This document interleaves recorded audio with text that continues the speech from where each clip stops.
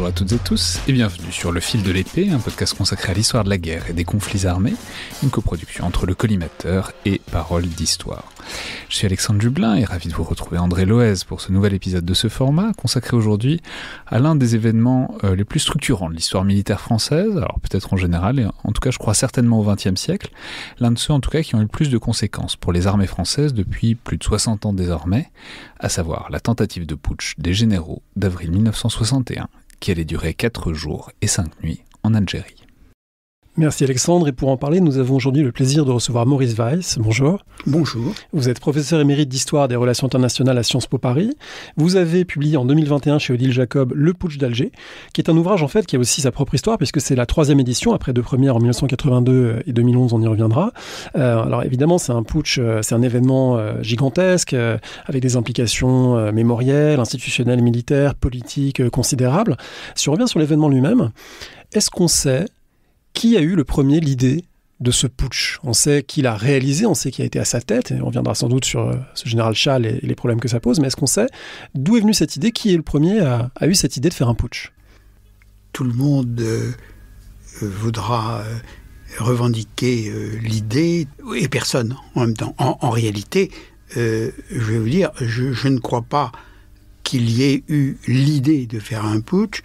Il y avait simplement l'idée de refaire le 13 mai, qui était un putsch, précisément. Par conséquent, le 13 putsch, mai 1958, les oui, événements d'Alger qui amènent au pouvoir le général de Gaulle. Voilà, exactement, oui.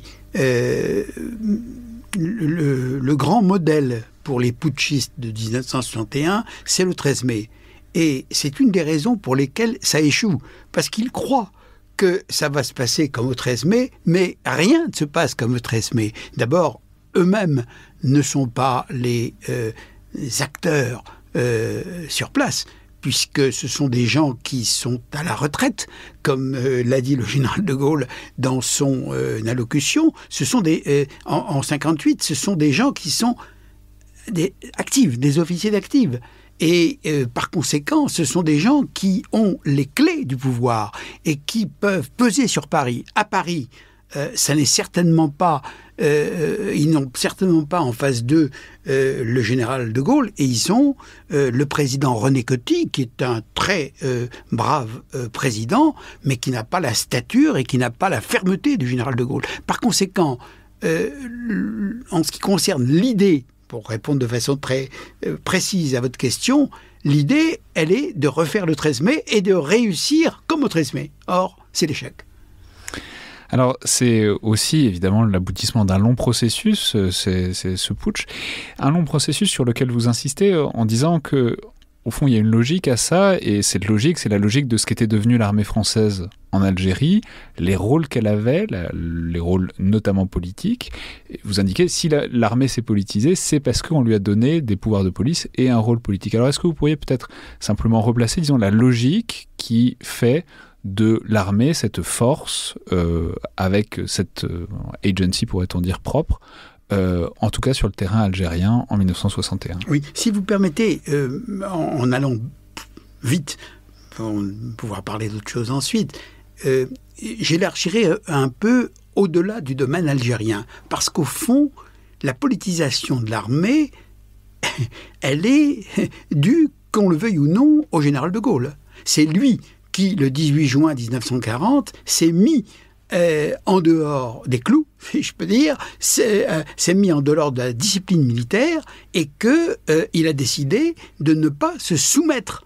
Et par conséquent, à partir de ce moment-là, la question va se poser au sein de l'armée sur le fait de savoir à qui et comment obéir. Et c'est d'ailleurs un problème extrêmement intéressant au cours de la guerre, la Seconde Guerre mondiale, 1940-1945, et de là viennent toute une série de césures, de cassures à l'intérieur de l'armée, qui vont d'ailleurs se répercuter le long de la 4e République, en particulier à cause de la guerre d'Indochine, parce que la guerre d'Indochine est une guerre qui est menée par les gouvernements successifs loin de la métropole, sans le contingent, et où les militaires qui sont engagés là-bas et qui sont les meilleures forces de la nation, les meilleures forces militaires de la nation, ont la conviction, j'allais dire l'impression, dans la conviction,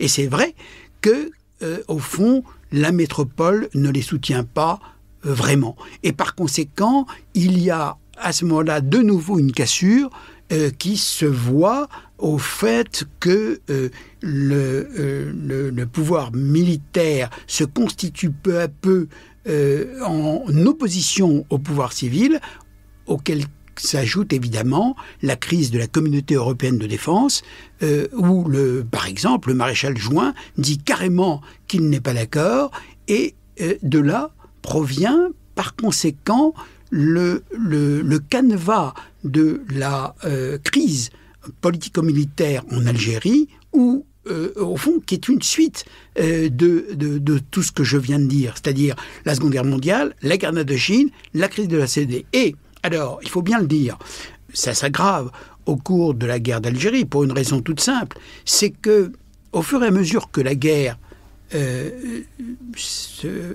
continue, s'élargit, etc., le pouvoir politique accorde de plus en plus de pouvoir à l'armée, en particulier en 1956 avec les pouvoirs spéciaux, et bien entendu, à partir de ce moment-là, l'armée va se sentir investie de par le pouvoir politique, mais également sur place, de tas de capacités d'action, et en plus, on la charge d'une mission, c'est-à-dire mettre un terme à la rébellion, maintenir la présence française en Algérie, et évidemment, pour cela, on lui laisse de plus en plus carte blanche. D'autant plus que chaque fois qu'elle demande des renforts, ces renforts sont accordés, en particulier en 1956 avec le rappel des disponibles, avec l'augmentation du nombre des appelés sur le terrain. On va arriver presque à 1 demi-million d'hommes sur le terrain, c'est-à-dire quelque chose d'extraordinaire.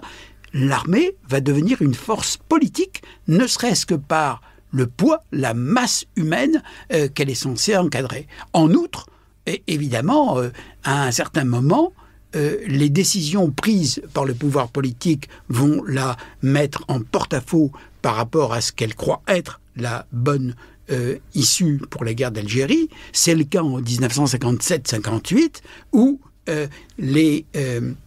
le pouvoir politique laisse faire lorsque l'armée décide d'arraisonner l'avion qui transporte les 5 chefs de la rébellion du Maroc vers la Tunisie. Et par conséquent, on voit là combien le pouvoir politique, et en particulier un pouvoir politique détenu à ce moment-là par le Parti socialiste, SFIO, Guy Mollet, renonce à son autorité vis-à-vis de l'armée. Par conséquent, le pouvoir politique qui était si imbu de son pouvoir et de son autorité dans la France contemporaine est en train de perdre pied, et ceux qui ont la maîtrise de la situation sur le terrain en Algérie, c'est l'armée, une armée très forte, une armée dirigée par des personnels militaires tout à fait remarquables comme le général Salan, qui a été, après le général Delade de Tassigny, le grand homme en Indochine, qui est l'homme du renseignement, qui n'est pas du tout marqué à droite comme on pourrait le penser, au contraire, puisque peu de temps après avoir été nommé à Alger, il est l'objet d'un attentat parce qu'on le soupçonne, on le suspecte de pouvoir établir des relations avec les rebelles. Salan, rappelons, on peut le dire tout de suite, on peut déjà donner les noms pour ceux qui ne seraient pas familiers de l'histoire, ce sera l'un des 4 généraux avec Chasles, Jouhaud et Zeller. Tout à fait. Alors vous avez dressé un portrait de cette armée politisée au sens large. Il faut peut-être revenir sur un moment important, la guerre d'Indochine, parce que c'est le lieu d'une politisation peut-être un peu plus particulière pour une partie de ses cadres, qui est l'idée de guerre révolutionnaire. Si une partie de ces hommes sont convaincus que un putsch peut être la manière de forcer la main à De Gaulle, de forcer la main à la République pour que l'Algérie reste française, c'est qu'ils sont imprégnés d'une conception de la guerre qui est relativement nouvelle, qui s'est forgée en grande partie en Indochine, selon laquelle c'est plus une guerre conventionnelle, c'est plus une guerre tout à fait classique, c'est une guerre révolutionnaire et eux savent la mener alors que les dirigeants politiques sont prêts à brader ce qui pourrait être gagné en faisant une guerre révolutionnaire. Est-ce qu'on peut revenir sur ce moment de cristallisation finalement d'une nouvelle conception de la guerre chez une partie de ces militaires ? Oui, bien sûr. Ces militaires, au fond, sont persuadés qu'ils peuvent gagner la guerre. Parce que ils ont au fond, ils ont les armes qu'on leur accorde, ils ont les avions qu'on leur accorde, et en outre, les États-Unis appuient l'effort militaire français en Indochine, ce qui est très important parce que sans l'appui financier des États-Unis, la France n'aurait pas pu continuer la guerre aussi longtemps. Mais ce qui va se passer, c'est que les militaires français vont découvrir qu'ils se battent dans un terrain largement inconnu pour la plupart d'entre eux, et qu'en outre, il n'y a pas que le fait de gagner du territoire ou de tuer des hommes qui est le critère de la victoire. Le critère de la victoire, il découvre que c'est la population qui est la clé de la victoire. C'est-à-dire que si une force militaire n'a pas avec elle la population, elle est assurée de perdre la guerre. Au fond, l'idée, c'est que l'essentiel, c'est la guerre psychologique, la guerre révolutionnaire, le fait de convaincre les populations d'être du côté, du bon côté, si je peux dire, et c'est ça le point important. D'où toute une série d'idées, de concepts, de doctrines, parfois provenant parfois de ce qu'a été la guerre des communistes chinois pour obtenir la victoire en 1949, c'est-à-dire toute une série d'idées bien implantées en Asie du Sud-Est, et bien entendu cette idée d'obtenir le consentement de la population est un des éléments essentiels que les militaires français vont retenir pour lutter pendant la guerre d'Algérie. Il y a aussi un autre élément qui se fonde aussi pendant cette guerre d'Indochine, et pas que. Là, on parle de l'armée comme d'un corps, ce que c'est, mais comme d'un ensemble monolithique, ce que pour le coup, ça n'est pas. Et on va voir qu'il y a des ensembles très différenciés, des armes très différenciées. Et notamment, il faut dire un mot de ces unités très particulières que sont les parachutistes. Parce que... alors, ils vont avoir un rôle déterminant, évidemment, dans le putsch, dans la tentative de putsch. Mais même avant ça, tout ça est encore l'aboutissement d'un long processus, et un processus où les paras sont devenus une arme extrêmement prestigieuse, extrêmement efficace, extrêmement glorifiée aussi. Alors on peut penser à Bijar, etc., qui en est peut-être l'incarnation la plus visible. Est-ce qu'on peut dire un mot de ce qu'était devenu le mythe du para au début des années 60 ? Alors, si vous permettez, je ferai une petite nuance, dans la mesure où ça n'est pas le para en tant que tel pendant la guerre d'Indochine. Ça le deviendra pendant la guerre d'Indochine, pendant la guerre d'Algérie, mais pendant la guerre d'Indochine et par la suite pendant la guerre d'Algérie, c'est plutôt les unités dites de légion étrangère, dans lesquelles il y a des unités parachutistes. Comme, et il ne faut surtout pas l'oublier, au moment du putsch, il y aura des unités d'appelés du contingent, qui seront dans les forces parachutistes, en particulier le 14e et le 18e RCP. Ce sont des régiments de chasseurs parachutistes. Ce sont des petits gars du contingent qui se sont dit « on va s'engager dans les paras ». Par conséquent, il faut bien voir la distinction. Comme vous le savez, pendant la guerre d'Indochine, il n'y a pas d'hommes du contingent. Et par conséquent, ce sont surtout des gens de la carrière, ce sont des gens qui font carrière dans l'armée, et une bonne partie d'entre eux sont des hommes de la Légion étrangère.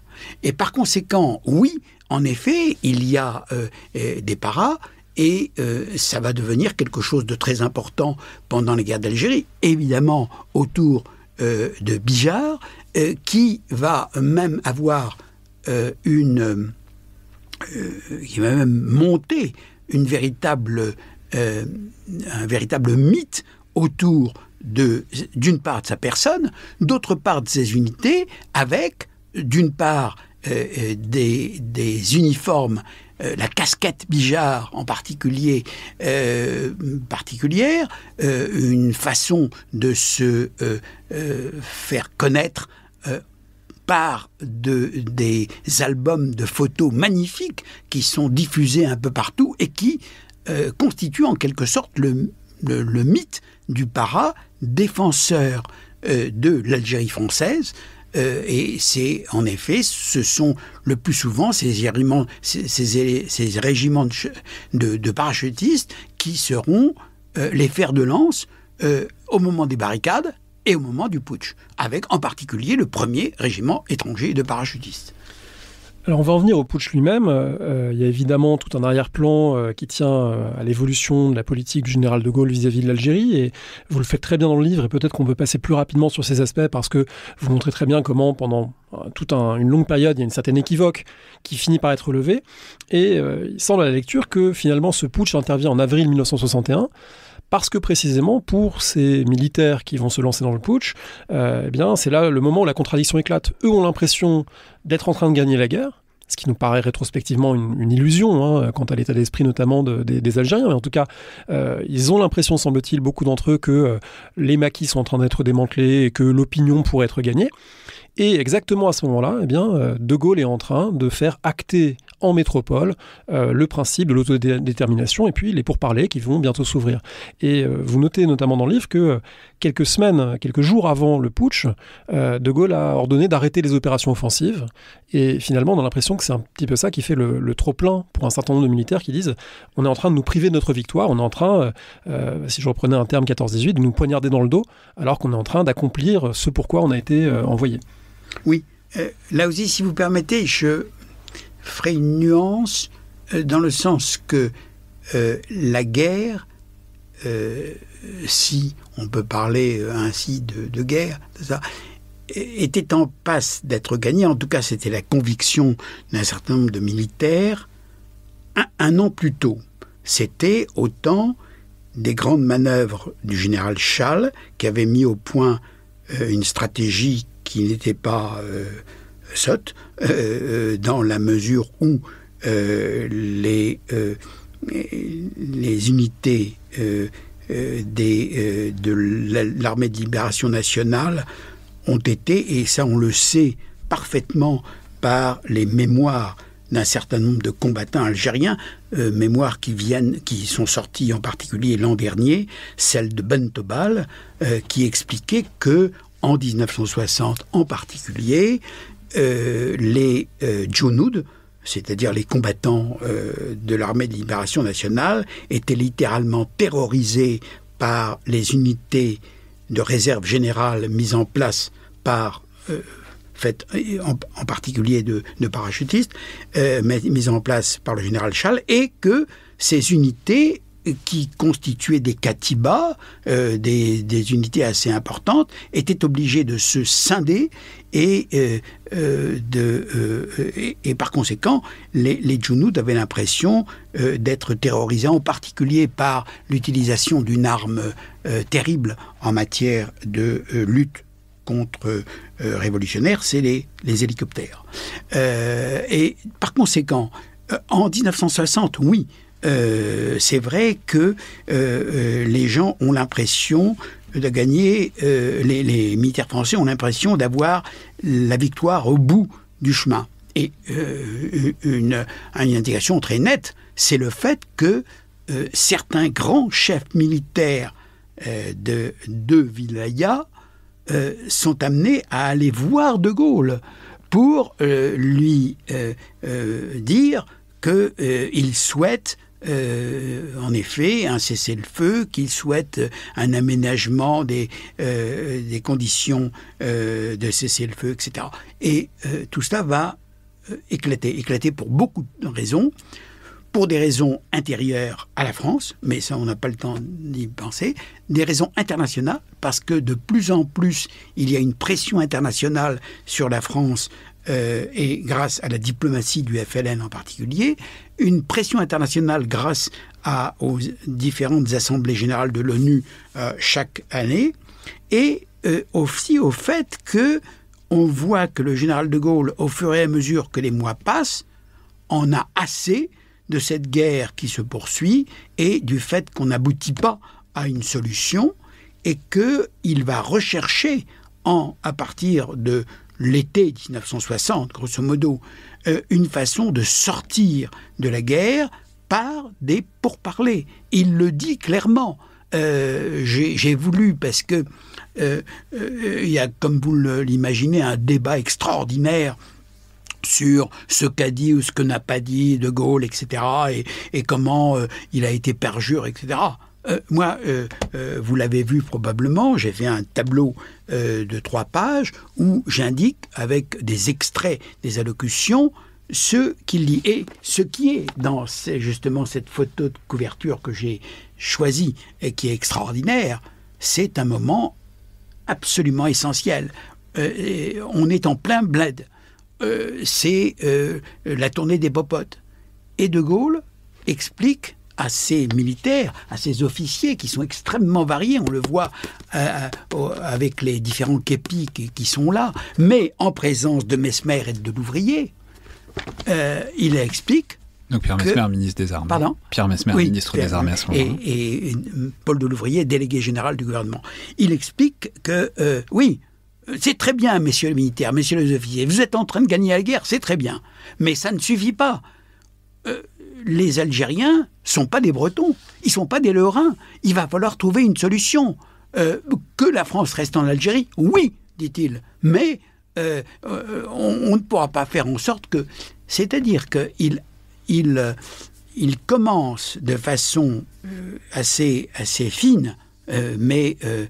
toujours très difficile quand on parle à des militaires, et il commence à leur dire « Attention, ne faites pas de cette guerre votre guerre, l'armée française doit faire autre chose que de se battre en Algérie, vous allez peut-être devoir jouer ailleurs de votre force, et par conséquent, il est important que vous ne vous concentriez pas, vous ne vous consacriez pas exclusivement à gagner la guerre en Algérie. Et d'autant que vous indiquez très bien que tout ça se connecte avec un autre contexte international et le fait que De Gaulle a d'autres priorités à ce moment-là. Il ne pense pas qu'à l'Algérie, il pense à la bombe nucléaire, enfin à la bombe atomique, il pense à la position de la France au sein de l'OTAN, etc. Enfin, surtout, ce que vous indiquez bien, c'est qu'il y a un truc de vase communicant sur la scène internationale et que De Gaulle a une sorte de conscience qu'il ne peut pas tout faire en même temps, il ne peut pas avoir toutes ses priorités et l'Algérie. Et que du coup, il commence déjà à faire des choix à ce moment-là. Oui, en réalité, soyons clairs, son choix est fait. Son choix a été fait. Mais il a, pendant un certain nombre de mois, il a laissé l'armée jouer son va-tout. Et on voit bien que, après les barricades janvier 1960, après des procès qui ont lieu pendant l'année, à la suite de mouvements en politique intérieure qui manifestent combien la population française en a assez de cette guerre d'Algérie, n'oublions pas que les appelés du contingent, il reste 28 mois. C'est-à-dire que pendant presque 3 ans, on voit des petits gars qui partent et qui restent en Algérie pour combattre. Certains ne reviennent pas. Et par conséquent, la population et évidemment les partis politiques font savoir que cette guerre doit cesser. Et d'un autre côté, comme vous l'avez très justement dit, il y a l'autre front, c'est-à-dire le front diplomatique. On est en pleine guerre froide. De Gaulle a la conviction que la France doit manifester son rang, sa puissance. Il a réussi à faire exploser la première bombe atomique le 13 février 1960 au Sahara. Les explosions vont continuer pendant ces années-là. Mais pour lui, ce qui compte, ça n'est pas le fait de garder l'Algérie. C'est le fait de maintenir le rang de la France et d'être réellement une des 4 grandes puissances, puisqu'elle est membre du Conseil de sécurité. Et par conséquent, c'est très important de voir combien De Gaulle va, au fur et à mesure, faire passer une priorité derrière l'autre, c'est-à-dire la priorité pour lui, c'est la politique étrangère et la puissance de la France, et ce qui devient moins une priorité, c'est de gagner la guerre en Algérie. Et par conséquent, il va être obligé de vouloir céder l'Algérie, de vouloir s'en débarrasser. Il a des mots très durs s'agissant de l'Algérie qui l'insupportent. Et il ne peut plus supporter le fait que l'Algérie revienne constamment sur le devant de la scène, alors que lui a décidé de grandeur vis-à-vis des États-Unis, de l'Union soviétique, etc. Et du coup, on en vient à ces militaires qui, contre cette vision gaullienne d'un abandon programmé de l'Algérie, d'une indépendance à venir, d'une autodétermination inscrite désormais dans les priorités politiques, eux vont tout faire pour garder l'Algérie française, pour aller au bout de ce qu'ils considèrent comme leur mission. Ces militaires, ce sont à la fois des généraux, ce sont les plus connus, c'est ce fameux Carteron dont parle De Gaulle dans son allocution, et puis ce sont également des colonels, des capitaines, des lieutenants. Il y a différents niveaux chez les putschistes. Comment c'est organisé ? Comment s'est préparé le putsch avant le 22 avril, au moment de son déclenchement ? Qui est dans la confidence ? Qui l'organise ? Alors, le putsch, il a réussi parce qu'il était improvisé. Il a échoué parce qu'il était improvisé. C'est-à-dire qu'il n'était pas bien préparé du tout. On a parfois l'impression de pieds nickelés. C'est ainsi qu'au moment du putsch, il y a 2 colonels qui arrivent à Alger, avec eux une serviette avec des tas de documents confidentiels. Ils doivent se rendre à un endroit. Manque de chance, la personne est partie et ils restent en carafe. Ils ne peuvent plus trouver un logement. Alors que, bien entendu, même si, comme je le dirais peut-être, on ne sait pas qu'il va y avoir un putsch à ce moment-là, la police, les renseignements, la sécurité militaire, les renseignements généraux sont à l'affût, parce qu'il y a un certain nombre de colonels, de capitaines qui, depuis décembre 1960, ont été repérés et ont été invités à aller en métropole ou en Allemagne et à ne pas être en Algérie. Et par conséquent, ces 2 colonels arrivent, ils sont obligés de chercher un autre logement qu'ils trouvent. Et c'est à ce moment-là qu'ils se rendent compte qu'ils ont oublié leur bagage dans le précédent logement avec tous les documents confidentiels. Bref, ce sont des pieds nickelés. Il y a, au point de vue des arrangements qui sont faits, bien sûr, il y a sur place des gens qui savent ce qu'ils font. Je veux dire par là, le 1er régiment étranger de parachutistes, les commandos parachutistes, ce sont des gens qui savent comment faire pour désarmer des CRS, désarmer des gendarmes, escalader les grilles du palais d'été et aboutir à ce qu'ils veulent. Sur le plan, si je peux dire, matériel, sur le plan fonctionnel, ils réussissent parfaitement. Mais c'est extrêmement mal préparé. En particulier, ils n'ont pas du tout pensé que s'ils engageaient dans un conflit avec les métropoles, il fallait prévoir le ravitaillement. Or, l'Algérie, sans la métropole, est complètement perdue. Il y a un tel va-et-vient de bateaux, d'avions, etc., que si tout est coupé, au bout d'un moment, c'est terminé. Donc, tout ça est assez médiocre au point de vue de l'organisation. Et même si ils ont eu parfois l'idée que des agents de la CIA ont pu dire qu'ils soutiendraient les gens du putsch, tout ça n'est pas très sérieux. Et tout ça n'est pas très sérieux parce que il considère que, puisque De Gaulle fait des difficultés pour l'intégration militaire dans l'OTAN, eh bien, les Américains, et en particulier Kennedy, vont les aider de telle façon qu'ils pourront négocier le fait de l'appui et du soutien américain pour une Algérie française contre le fait que la France ne fera plus de difficultés concernant l'OTAN. C'est évidemment, encore une fois, des pieds nickelés, une illusion. Pourquoi ? Tout simplement parce que on sait parfaitement que Kennedy, en 1957, avait fait un grand discours prenant parti pour l'indépendance de l'Algérie. On voit mal comment, en 1961, il aurait soutenu l'Algérie française. Alors c'est fascinant parce que ce que vous indiquez, c'est qu'il a à la fois réussi et raté ce putsch. Et il ne faut pas passer sous silence non plus là où il a réussi, c'est-à-dire ils ont quand même tenu plus ou moins dans une certaine mesure Alger pendant quelques jours et quelques nuits surtout. Et voilà, est-ce qu'on peut décrire ce qui a réussi ? C'est-à-dire ils ont, même d'un point de vue technique, et pourquoi ça a réussi ?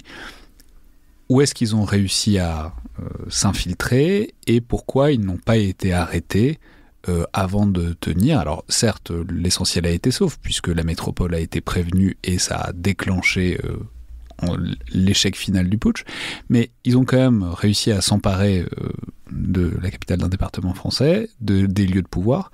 Pourquoi n'ont-ils pas été arrêtés ? Alors, il y a bien sûr plusieurs raisons. La première, c'est ce que j'indiquais, c'est-à-dire parce que ça n'était pas prévu, ça n'était pas prévisible, plus exactement.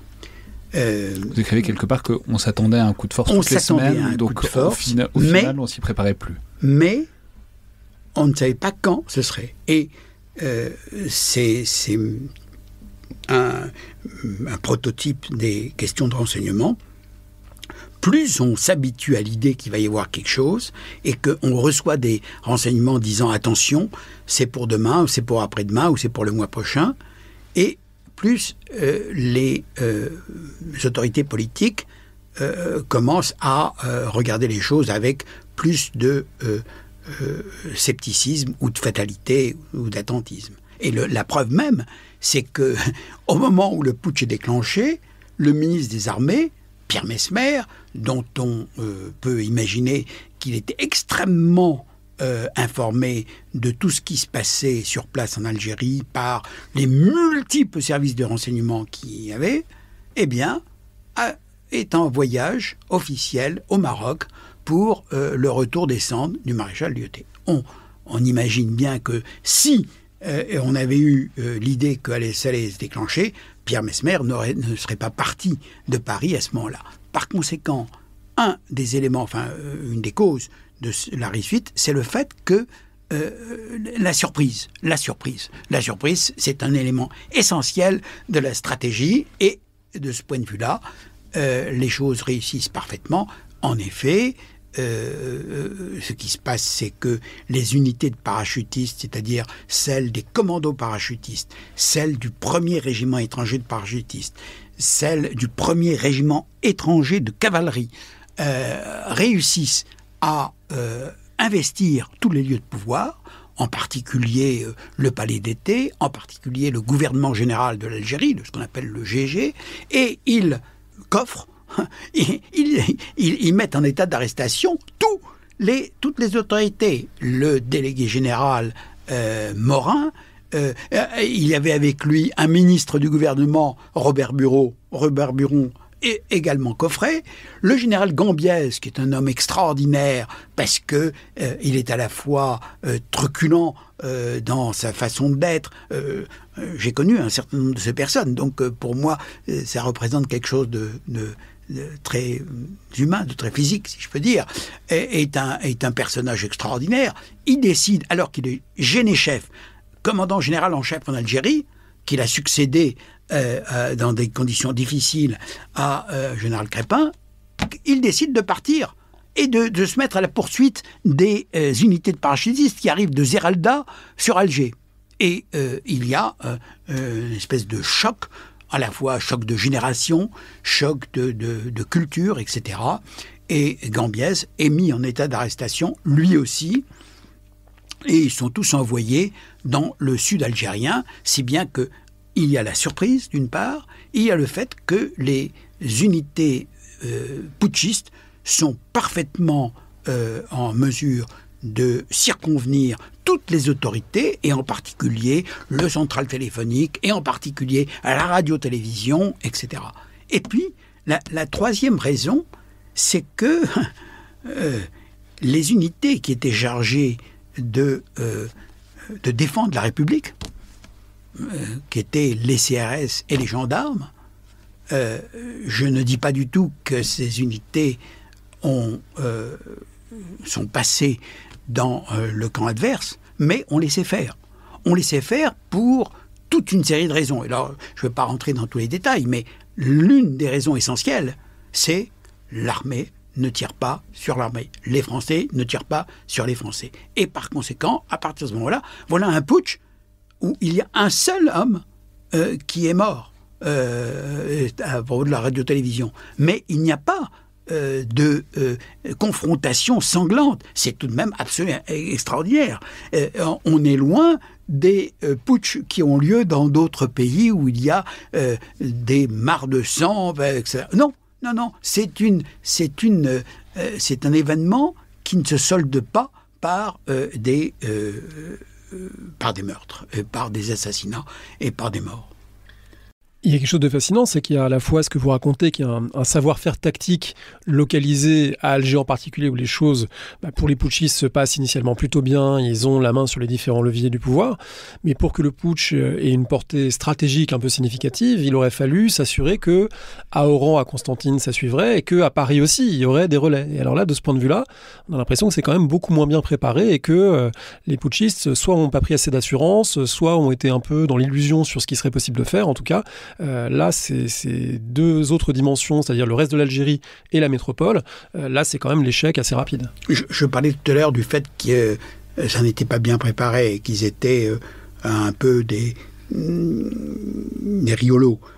C'est vrai que du côté de la métropole, les choses n'ont pas été bien préparées du tout, et même pas du tout. Et en particulier, on a du mal, et je dois dire que de ce point de vue-là, je ne sais pas si je ferai une 4e édition, mais on ne sait jamais.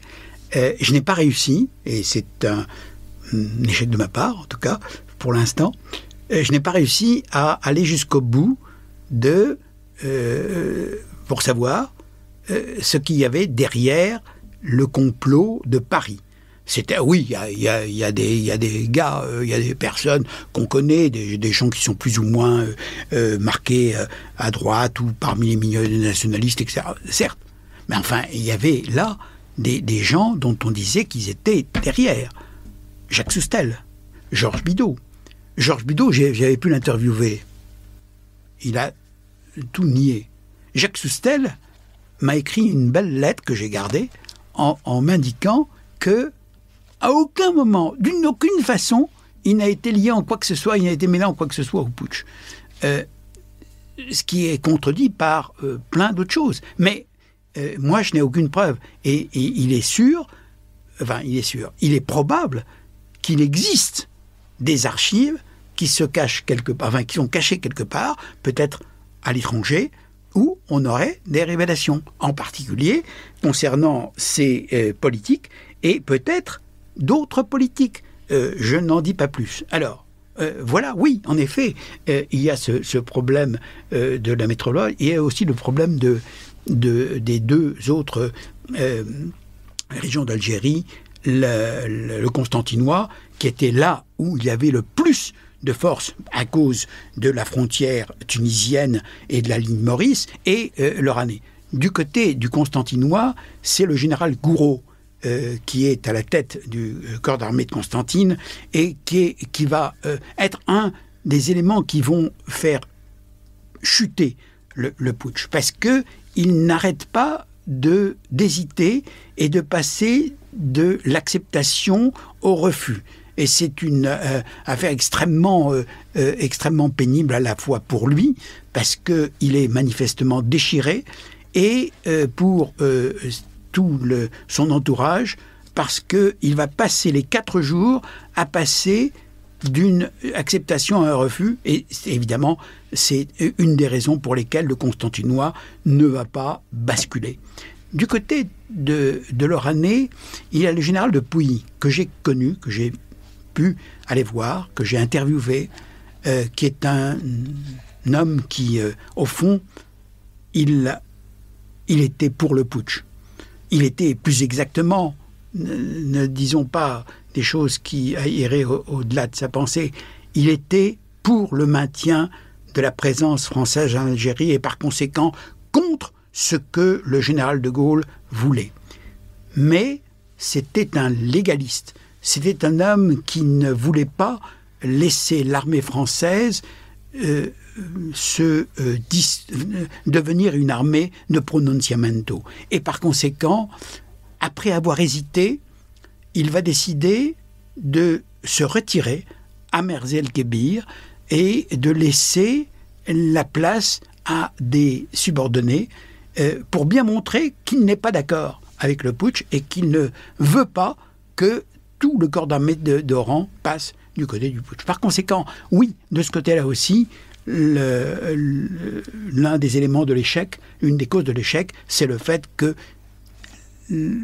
sauf l'Algérois, le Constantinois et l'Oranais n'ont pas suivi, et le fait qu'il y ait eu 2 divisions parachutistes qui aient marché dans l'affaire n'a pas fait en sorte de faire basculer l'armée dans son entièreté. Alors, s'il faut trouver... Mais ça c'est ce qui est totalement fascinant, c'est qu'il y a plein de personnages tragiques dans cette histoire dont on sent qu'ils sont complètement déchirés, qui font des volte-face, et c'est vraiment c'est le ressort, c'est la matière humaine, en l'occurrence, dont on voit que c'est ce qui a fait défaut aux putschistes à plein de moments. Alors, s'il faut entrer dans ce qui s'est passé, dans les raisons pour lesquelles ça a échoué.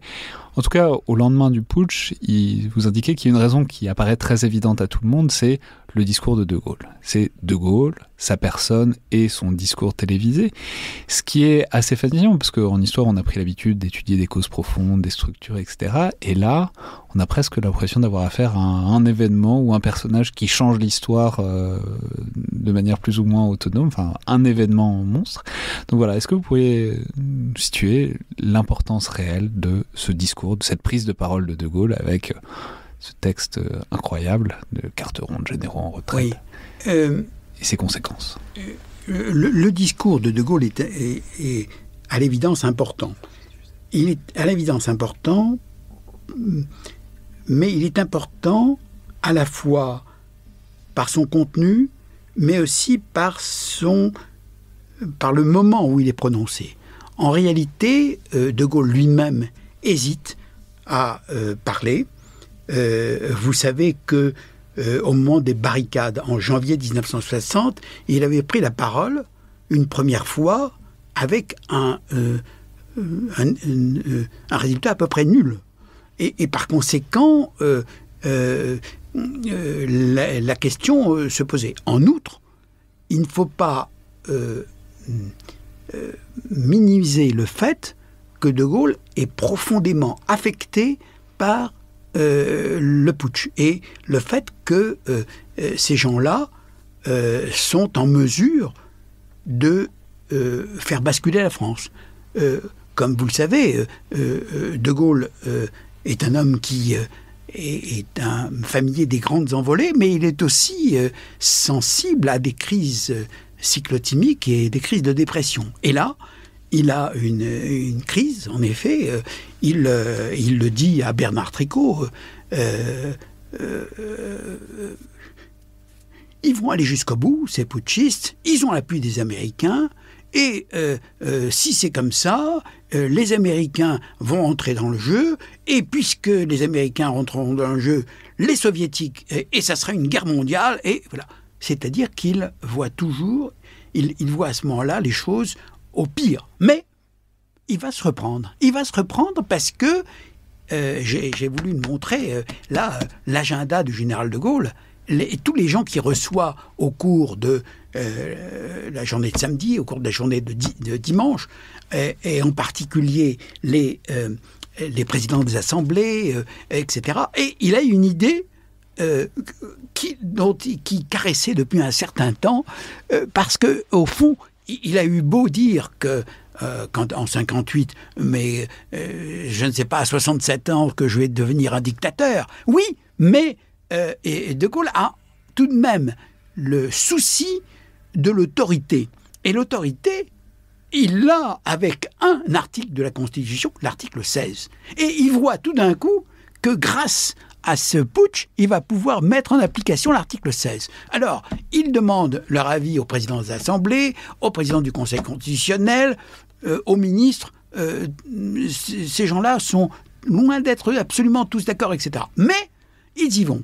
Et De Gaulle, à ce moment-là, dans l'après-midi, reçoit en particulier Jacques Chaban-Delmas, qui essaye de le regonfler, etc. Qui est le président de l'Assemblée nationale à ce moment-là. Président de l'Assemblée nationale, absolument. Et il va se décider à faire un discours, évidemment, comme c'est quelque chose qui est oral, là, on ne peut pas montrer, mais le discours de Gaulle pour cette allocution, enfin, le script de Gaulle pour cette allocution est absolument extraordinaire. Il rature, il corrige constamment son texte. Il fait en sorte d'en faire un texte vraiment extrêmement précis, etc. Et il va le prononcer, il va se décider. En fin d'après-midi, il dit à Courcelles, qui est le secrétaire général de l'Élysée, il dit à Courcelles, faites venir la télévision. Et il fait son discours. Un pouvoir insurrectionnel s'est établi en Algérie par un prononciamento militaire.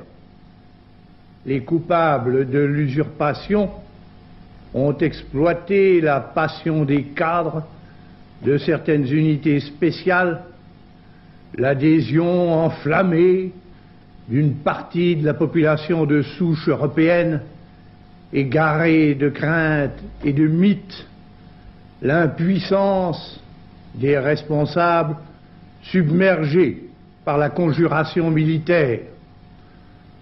Ce pouvoir a une apparence, un carteron de généraux en retraite. Il a une réalité, un groupe d'officiers partisans, ambitieux et fanatiques. Ce groupe et ce carteron possèdent un savoir-faire limité et expéditif, mais ils ne voient et ne connaissent la nation et le monde que déformés au travers de leur frénésie. Leur entreprise ne peut conduire qu'à un désastre national. Oui, alors vous me posez la question, comment est-ce que ça fait basculer? Alors, premièrement, ça fait basculer parce que ça se passe pas tout de suite au moment du putsch lui-même, mais ça se passe au moment où tout le monde hésite. Ça se passe au moment où, en Algérie en particulier, Gouraud ne sait pas ce qu'il va faire, les officiers hésitent et se demandent ce qui va se passer du côté de Paris. Il ne faut pas oublier qu'on n'est pas dans les conditions actuelles de communication. Les communications sont coupées, on essaye de se raccrocher, etc.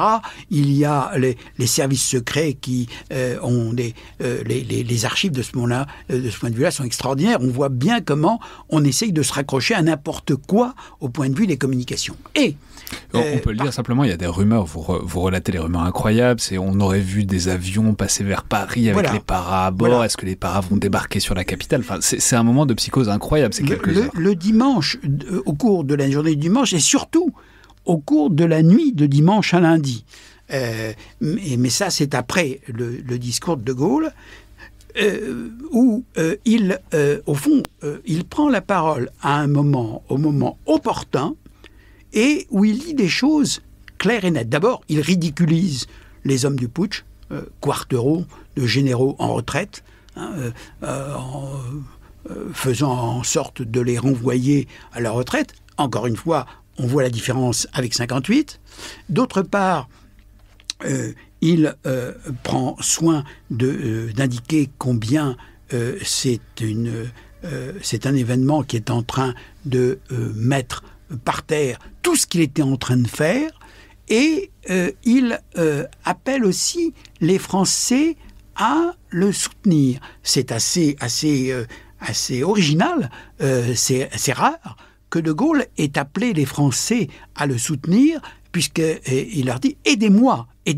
C'est extrêmement fort tout de même. Françaises, Français, voyez où risque d'aller la France par rapport à ce qu'elle était en train de redevenir. Françaises, Français, aidez-moi.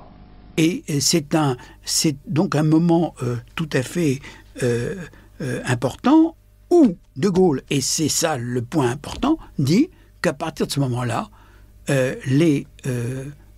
puisque c'est un pouvoir illégal ce sont des autorités illégales qui ont pris le pouvoir en Algérie, eh bien, il délie du devoir d'obéissance tous les militaires qui pourraient être sur leurs ordres. Et donc, à partir de ce moment-là, il y a un véritable problème de conscience, comme celui de 1940, et les gens vont, que ce soit les officiers ou que ce soit les appelés, vont se sentir déliés de leur devoir de discipline, et c'est à partir de ce moment-là que les appelés, qui sont très nombreux en Algérie, vont jouer un rôle important vis-à-vis de leurs officiers, en montrant qu'ils ne sont pas prêts à être la main-d'œuvre pour un putsch. Il y a évidemment parmi eux des militants du côté du syndicalisme chrétien, il y a des militants communistes, mais aussi il y a toute une série de gens qui sont des intellectuels, etc., qui refusent de jouer et par conséquent qui vont faire en sorte soit de saboter ce que les officiers veulent faire, soit de profiter du fait que les officiers hésitent, et par conséquent, ils vont mettre au fond un grain de sable dans la machine, et c'est ce qui va faire éclater le putsch au cours de la journée de lundi. Il y a quelque chose d'absolument fascinant, il y a comme un emboîtement de désobéissance dans la désobéissance, puisqu'on a des officiers qui désobéissent à De Gaulle, incarnant la légalité républicaine, et De Gaulle qui appelle des hommes à désobéir à ces officiers qui ont désobéi, et chacun à sa façon, en 1961, est en train de rejouer 1940, comme vous l'avez dit, puisque l'acte fondateur du gaullisme, c'est précisément une désobéissance d'un militaire aux ordres au nom d'une cause supérieure. Donc aussi bien les putschistes qui désobéissent pensent refaire le geste de Gaulle, c'est-à-dire désobéir au nom de la légitimité, sortir de la légalité parce qu'il est légitime de continuer un combat. Et puis, De Gaulle, lui, invoque au contraire la légalité et la légitimité qui est la sienne pour dire aux appelés du contingent de désobéir aux désobéissants. Donc là, c'est quelque chose où chacun finalement est amené presque à se décider, alors que dans une armée fonctionnant bien, il y aurait simplement des ordres respectés du haut en bas de la chaîne. Là, c'est l'inverse qui se produit et en quelque sorte 2 fois à 20 ans d'intervalle. C'est tout à fait juste, absolument. Je suis bien d'accord avec ce que vous venez d'exprimer. Je n'ai rien de mieux à ajouter. Alors, peut-être juste pour rebondir là-dessus, il me semble qu'il y a un autre rejeu de 1940, ou plutôt 1942, dans ce putsch, c'est que ça fait rejouer certains vieux clivages, certaines vieilles failles, notamment entre armée d'Afrique et force française libre, entre giroudistes et gaullistes, le spectre aussi de l'opération Torch, où des Français avaient tiré sur des Français, et que finalement, ce qui se passe en Algérie en 1961, ça fait réémerger un certain nombre de choses qui ont pu être des traumatismes ou des choses dures à affronter pour les militaires de cette époque. Oui, absolument, absolument. À plusieurs reprises, parce que heureusement, dans les archives que j'ai pu consulter, il y a celle qui consiste à savoir ce qui se disait en Conseil des ministres. De Gaulle, à plusieurs reprises, dit « c'est Vichy, c'est Vichy, c'est Vichy, tout ça, c'est Vichy qui ressurgit ». Donc, oui, absolument, la Seconde Guerre mondiale ressurgit à l'occasion du putsch. Alors, mais si on entre aussi dans le... Donc, on en a parlé de ces putschistes, on a dit que c'était des généraux à la retraite, mais il faut peut-être insister là-dessus, sur l'hétérogénéité fondamentale de qui sont ces putschistes entre la tête, donc des généraux, les 5 étoiles, contre ce que vous avez... C'est une expression qui revient dans le livre, 5 étoiles contre 4 galons, c'est-à-dire contre des colonels, mais aussi des capitaines, etc., qui, eux, sont beaucoup plus proches de la troupe, beaucoup plus proches des hommes, ont évidemment beaucoup plus de capacité d'entraînement, mais sont aussi beaucoup moins partie prenante à la planification et ont beaucoup moins leur mot à dire sur la conduite des événements. Et on a l'impression qu'on a presque envie de faire un autre scénario où ça aurait été des capitaines ou des colonels, comme on l'a vu depuis ailleurs, qui auraient fait le putsch, et où peut-être qu'il y aurait eu d'autres ressorts. En tout cas, il y aurait eu une unité, une cohésion peut-être plus forte entre les hommes sur le terrain et les sommets de l'opération, en tout cas. Vous avez très très bien analysé les choses. C'est vrai qu'il y a au fond 3 générations. La génération des généraux qui sont à la retraite, et quelquefois depuis longtemps. Il y a les générations des colonels qui ont fait l'Indochine et qui ont le plus souvent été mêlés au combat de la Seconde Guerre mondiale. Et puis il y a les lieutenants et les capitaines. Ce sont eux qui sont sur le terrain. Ce sont eux qui combattent aux côtés des hommes.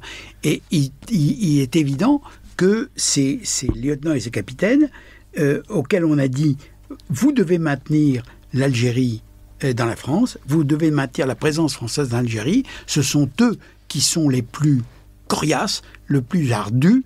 Ce sont eux, en particulier un certain nombre d'entre eux, qui vont rentrer dans l'OAS parce qu'ils se sentent trahis, non pas par De Gaulle seulement, mais par les colonels et par les généraux. Et par conséquent, oui, en effet, il y a l'une des raisons de l'échec du putsch, c'est aussi le fait que c'est l'agrégat de plusieurs générations de militaires qui n'ont pas tous les mêmes idées, les mêmes visées, les mêmes ambitions et la même expérience. Très différent entre le général Zeller, qui a commencé, sauf erreur de ma part, sa carrière pendant la Grande Guerre, et des gens qui sont venus à l'armée presque à la fin de la guerre d'Indochine, et qui sont là, et qui, et pour eux, la guerre d'Algérie doit être gagnée, parce qu'on a perdu la guerre d'Indochine, mais si l'on doit faire quelque chose, il faut gagner la guerre d'Algérie, parce qu'elle peut être gagnée. Alors, en vous lisant, j'ai presque compris des choses sur ce qu'on a vu depuis, sur le fait que souvent des putschs sont faits par des colonels et des capitaines, oui, et pas par des généraux, oui, et qu'en fait il y a des raisons très concrètes et très pratiques à absolument. Cela. En parlant de généraux, est-ce qu'on peut dire un petit mot du général Schall, sur lequel beaucoup a reposé, y compris du point de vue mémorial, parce que beaucoup de gens ensuite ont dit que si ça avait échoué, c'était de sa faute et qu'il n'avait pas bien planifié les choses. En même temps, il semblait aussi assez évident au moment où ça s'est déroulé que ce soit lui à la tête de cette opération, de ce putsch. Est-ce qu'on peut dire un petit mot, alors pas pour retracer sa carrière, mais finalement sur la façon dont il a géré lui-même ces quelques jours d'avril 1961 ? Le pauvre. Il avait souvent des problèmes de santé, et en particulier, à ce moment-là, il en avait un. C'est un général républicain. D'abord, c'est un général de l'armée de l'air. C'est un général qui a été très proche des hommes du Front républicain, Guy Mollet, Maurice Bourgeat-Nory. Il a été l'homme de Suez. Il a été l'homme qui a négocié avec les Israéliens et les Britanniques. Il a été l'homme qui, manifestement, était l'étoile montante dans l'armée française, et c'est bien pourquoi il a été choisi par De Gaulle pour remplacer le général Salan en novembre-décembre 1958. C'est un aviateur, et cependant, on le met à la tête d'une armée composée à 80% d'hommes de l'armée de terre. Et les hommes de l'armée de terre vont avoir une grande admiration pour lui, parce qu'il met au point une stratégie extrêmement simple, celle qui consiste à diviser l'armée en deux. D'une part, les unités de ce qu'on appelle de quadrillage, c'est-à-dire celles qui maintiennent l'autorité sur le terrain, qui font tous les boulots, qui sont là pour surveiller les endroits importants, qui sont là pour encadrer les écoles, qui sont là pour jouer les infirmiers, les assistantes sociales, etc. Donc, la masse, les appelés. Mais, d'un autre côté, il y a ce qu'on appelle les unités de réserve générale, composées en effet essentiellement d'unités parachutistes ou de légionnaires, et qui sont là pour être baladés d'un côté à l'autre de l'Algérie, pour fondre sur les unités de la LN, en commençant à l'ouest, puisque l'ouest était la région la plus tranquille de l'Algérie, pour aller au fur et à mesure vers l'est et réussir à anéantir les unités de la LN. Comme je vous l'ai dit, les Algériens, à un moment donné, au cours de l'année 1960, ne savaient plus comment s'en tirer. Il y avait manifestement un très grand désarroi au cours dans les rangs de la LN. Et par conséquent, Challe a tout à fait réussi, général républicain, général de l'armée de l'air, commandant en chef extrêmement bien considéré, et qui est certain d'amener l'armée à sa victoire, et puis qui, à la suite des barricades, est déconsidéré par De Gaulle, qui estime qu'il n'a pas été assez ferme dans l'affaire des barricades. Et à ce moment-là, De Gaulle va avoir l'idée qu'il faut, non pas le limoger, mais le sortir d'Algérie, parce qu'il a fait de la guerre d'Algérie sa propre guerre. En particulier, c'est lui qui a fait en sorte d'intégrer de plus en plus d'unités de harkis, harkis étant un terme générique dans les forces françaises, parce qu'il avait l'idée qu'il fallait que les Algériens soient aussi des unités combattantes contre les unités de la LN, et par conséquent, c'est lui qui est choisi en raison de sa stature, de ses galons, comme le chef du putsch. Il s'y résout, mais il faut bien le dire à contre-cœur. Et c'est bien pourquoi c'est lui qui va céder le plus facilement, d'autant plus qu'à côté de lui, il y a des colonels qui sont parfaitement au courant du fait que, au fond, toute l'armée ne suit pas et que Challe ne peut pas continuer un combat qu'ils estiment perdu d'avance. Alors, il faut ensuite entrer dans l'aval et cet immense aval, parce qu'il y a du putsch, parce qu'il y a sur le moment, mais je pense vraiment que c'est un événement qui maintient des traces et des stigmates jusqu'à aujourd'hui dans les armées françaises. Je pense vraiment que c'est un événement qui n'a pas du tout été oublié, mais si on commence par l'après-immédiat et ce qu'on va appeler l'épuration, mais épuration en vérité bien limitée, c'est-à-dire on est frappé quand on voit la gravité, quand on voit le danger, quand on voit l'inquiétude qu'il y a eu à Paris et qu'on voit en face les punitions, les sanctions et il n'y a pas grand-chose quand même. Alors, je ne suis pas d'accord. D'abord, il y a des milliers d'officiers qui quittent l'armée, soit parce qu'ils sont démis, soit parce qu'ils démissionnent eux-mêmes, parce qu'ils n'en veulent plus. Donc, c'est pas tout de suite. Ah si, au cours je peux vous dire, par exemple, un personnage tout à fait important, Élie de Noix de Saint-Marc. Il avait, avant même le putsch, il avait compris que les choses ne fonctionnaient pas et il avait décidé d'aller voir du côté du secteur privé ce qu'il pouvait faire. Et puis, il trouve que c'est sale barbe. Il revient et il a le malheur d'être le commandant en second du 1er régiment étranger de parachutistes au moment du putsch. Et par conséquent, c'est lui qui va y aller. Mais je peux vous dire qu'avant même le putsch, il y a de tas d'officiers qui ont décidé de quitter l'armée ou de faire autre chose. Il y en a un certain nombre qui vont partir ou au Katanga, où je les ai retrouvés lorsque j'ai fait mon rapport sur la mort de Daga Marshall, et par la suite, Mesmer et De Gaulle font tout ce qu'ils peuvent pour pousser tous ces gens à la porte, parce qu'ils veulent restructurer l'armée. De toute façon, ils veulent une armée plus resserrée, ils veulent une armée de managers et non plus de militaires sur le terrain.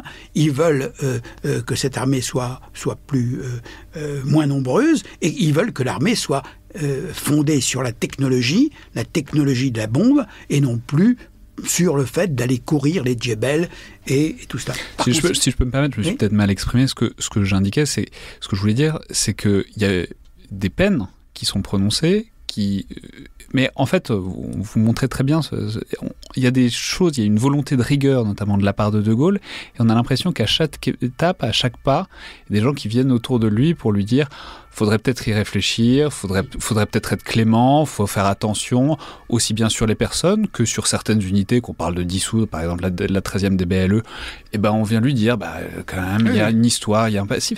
Il y a, voilà, entre la volonté extrêmement sévère de Gaulle, pour qui les putschistes sont des traîtres, évidemment, ils le sont, et en même temps, la manière dont ça s'est concrétisé administrativement et sur les personnes et sur les unités, où ça va prendre beaucoup plus de temps, même si c'est effectivement le déclenchement du long processus que vous indiquez. Oui, mais il ne faut pas oublier une chose, c'est que si on avait laissé faire De Gaulle, je veux dire, s'il avait agi tout seul, ce qu'il ne fait pas, et on a une illusion, parce que j'ai quand même pas mal travaillé sur lui et tout ça. En fait, De Gaulle, c'est pas De Gaulle. De Gaulle, c'est tout un ensemble de gens autour de lui qui peuvent avoir leur influence. Et là, voilà, il y a des gens qui ont eu, des hommes politiques, des généraux, qui ont eu une influence tout à fait bénéfique. Ça aurait été une catastrophe, littéralement pour la France, si De Gaulle n'avait pas été influencé dans le sens de l'exécution de la peine capitale pour le général Jouhaud. Ça aurait été une véritable catastrophe pour la France qu'il y ait une exécution capitale d'un homme comme Jouhaud. Et de ce point de vue-là, on voit bien que les ministres Jean Foyer, Georges Pompidou et d'autres ont joué le rôle de ce qu'on appelle d'un entourage. Voilà. Mesmer a joué un rôle en étant ancien légionnaire dans les affaires de la demi-brigade de la Légion étrangère, etc. Par conséquent, il faut voir à la fois la gravité des événements, et puis il faut voir aussi le fait qu'il y a une nécessité de rassemblement de la nation française, du fait qu'à un moment donné, il faut savoir pardonner, à un certain moment donné, il faut savoir réconcilier les gens.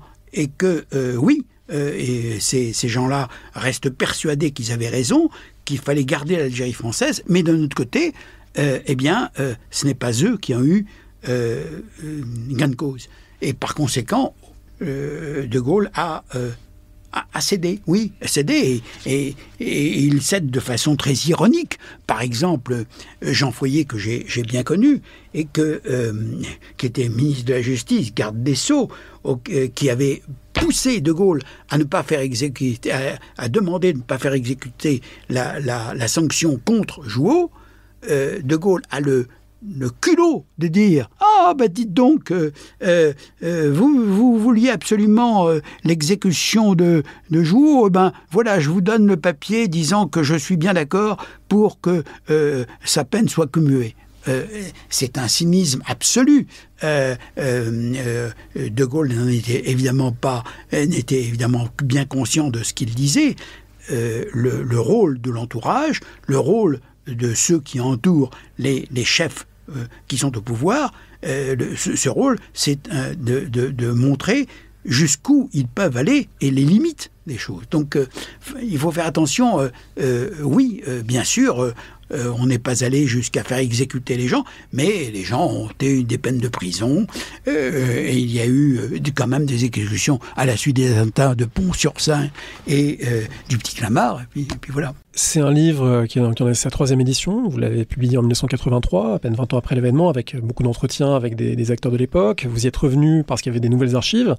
Est-ce qu'on peut dire aussi que vous y êtes revenu parce que c'est une histoire particulière? En avril 1961, vous étiez en Hippocagne à Alger, au lycée Bugeaud, donc c'est aussi quelque chose qui n'est pas un pur sujet académique pour vous. Donc il y a à la fois un retour sur archives, mais aussi un retour sur le passé vécu.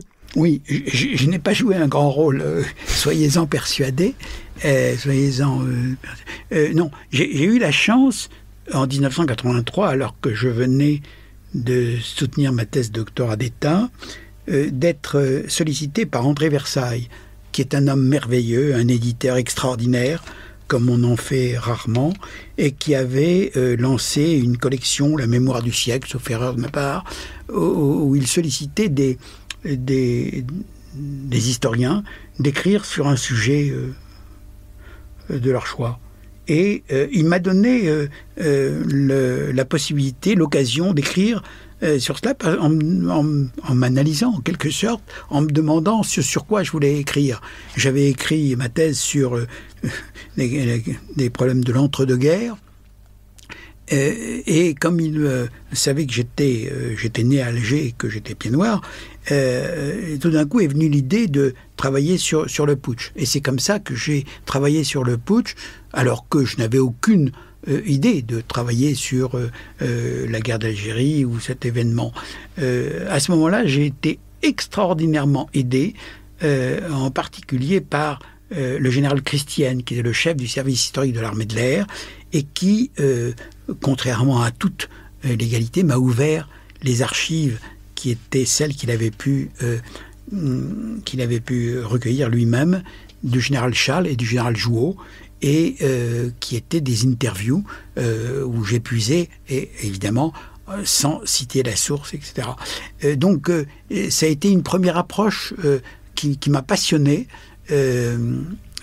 mais en 2010-2011, André Versailles, encore lui, qui avait, hélas, dont la maison d'édition n'était plus complexe, mais c'était André Versailles Édition, m'a demandé de revenir sur le sujet. Et là, j'ai trouvé une masse d'archives absolument extraordinaires dans les archives, en particulier du service historique de la Défense, des choses stupéfiantes, parce qu'il ne faut pas oublier qu'en 1983, on était sous le règne de la loi de 1978, la loi d'archives, pardon, et qu'en 2010-2011, on était sous le règne de la loi de 2008, qui a été une loi extraordinairement libérale, contrairement à tout ce qu'on a dit, parce qu'elle ouvrait très largement. Et j'ai eu accès à des documents exceptionnels. J'ai même pris sur moi de ne pas citer systématiquement tout ce que j'avais noté, parce que il y avait par exemple des listes d'agents de la sécurité extérieure, d'agents de l'OS, qui étaient indiqués tranquillement dans tous les papiers que je pouvais avoir à ma disposition. Et par conséquent, j'ai eu beaucoup de plaisir à travailler pour la deuxième édition, mais malheureusement, les contraintes éditoriales ont fait que André Versailles a été obligé de céder sa maison et que cet ouvrage n'a eu quasiment pas de suite. J'ai posé la question à Bernard Gottlieb, patron d'Odile Jacob, pour une troisième édition éventuelle, et il était un peu hésitant dans la mesure où c'était une troisième édition, mais je lui ai dit que d'une part, j'avais de nouvelles archives que je pouvais voir, qui étaient beaucoup plus difficiles à voir qu'en 2009-2010, parce que entre-temps était passée cette affreusité qui était l'IGI 1300, l'instruction générale interministérielle, qui faisait peser sur les archives des contraintes épouvantables, et j'ai eu à me battre contre cette IGI, mais j'ai trouvé des possibilités de la contourner par des archives privées qui ont été des choses formidables, en particulier celle du général Vésimet, qui commandait à ce moment-là le corps d'armée d'Alger. Et vous ne pouvez pas imaginer combien certaines de ces archives sont riches et apportent non pas seulement sur le personnage en question, mais sur tout le reste. Par conséquent, j'ai eu beaucoup de chance. J'avais aussi autre chose qui est intéressant, parce que ça peut donner des idées aux chercheurs, c'est qu'à la suite de la première édition et de la seconde édition, j'avais eu des lettres, des réponses, du courrier provenant d'un certain nombre de gens qui m'avaient apporté non seulement leur réaction, mais quelquefois leurs témoignages. Et en particulier, j'ai eu comme ça un putschiste qui est venu me voir en me disant voilà, j'ai toute une série de documents à vous passer et les voilà, si vous voulez en faire profiter. Et donc, j'ai eu cela. Et en outre, j'ai pu travailler dans les papiers privés de Pierre Racine, qui était le directeur de cabinet de Michel Debré, qui, lui, Pierre Racine, était pour l'indépendance de l'Algérie, alors que Michel Debré n'était pas spécialement pour l'indépendance de l'Algérie. Et dans tout cela, j'ai trouvé un texte admirable qui s'appelle « Adieu l'Algérie » et que j'ai voulu inclure avec l'accord de la famille à la fin de mon livre parce que je l'ai trouvé magnifique. C'est un fond, une espèce d'au revoir de Pierre Racine, qui avait beaucoup connu l'Algérie, qui avait beaucoup travaillé pour l'Algérie et en Algérie, à l'Algérie. Et ce texte, ce très beau texte sur le 14 juillet 1962 m'a fait repenser aux cérémonies de distribution des prix au lycée Bugeaud, où j'avais été élève de la 6e jusqu'à l'Hippocagne, et où les distributions de prix se faisaient à coups de musique militaire et de spahis en grand costume d'apparat rouge, sabre clair, et par conséquent, pour moi, la boucle était bouclée.